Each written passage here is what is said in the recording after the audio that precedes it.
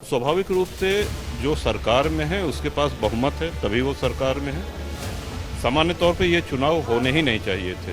देखो, कोई औचित्य नहीं है चुनाव का। यूं तो रघुराज प्रताप सिंह उर्फ राजा भैया उत्तर प्रदेश की राजनीति में वो हैसियत रखते हैं कि जिस किसी भी पार्टी में चले जाएं उसकी चुनाव में हवा बदल जाती है। लेकिन जब से राजा भैया ने अपनी पार्टी जन सत्ता दल लोकतांत्रिक बनाई, तब से भी किसी और पार्टी के लिए कुछ खास दिलचस्पी नहीं रखते हैं। लेकिन हमेशा ये माना गया कि राजा भैया किसी न किसी तरीके से सभी पार्टियों के खासम खास बने ही रहते हैं। और ऐसा ही कुछ नजारा एक बार फिर देखने को मिला जब उन्होंने उत्तर प्रदेश विधान परिषद की 2 सीटों पर हो रही वोटिंग में बीजेपी उम्मीदवार को वोट देने की बात कहकर सबको चौंका दिया।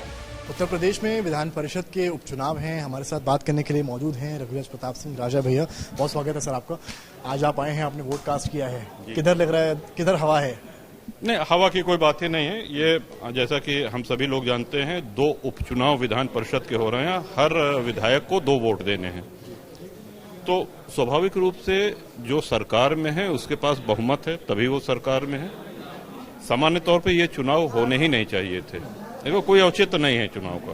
पर एक होता है ना विपक्षी, एक जो एकता की बात होती है, क्या वो यहाँ पर दिखेगी? नहीं, इसके पहले ऐसा कोई उदाहरण नहीं देखने को मिला। इसके पहले भी इस तरह की स्थितियों में चुनाव हुए हैं कि सिटिंग एमएलसी या तो उन्होंने त्यागपत्र दिया है या उनका निधन हुआ है। तो उपचुनाव होता है तो जो भी सत्ता पक्ष का प्रत्याशी होता है वो जीतता है।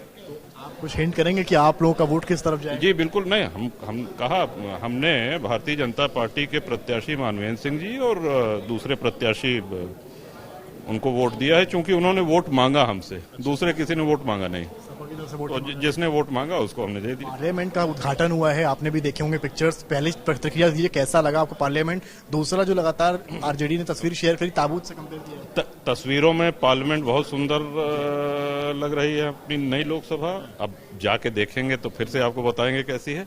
हाँ, जिन दलों ने बहिष्कार किया वो गलत किया।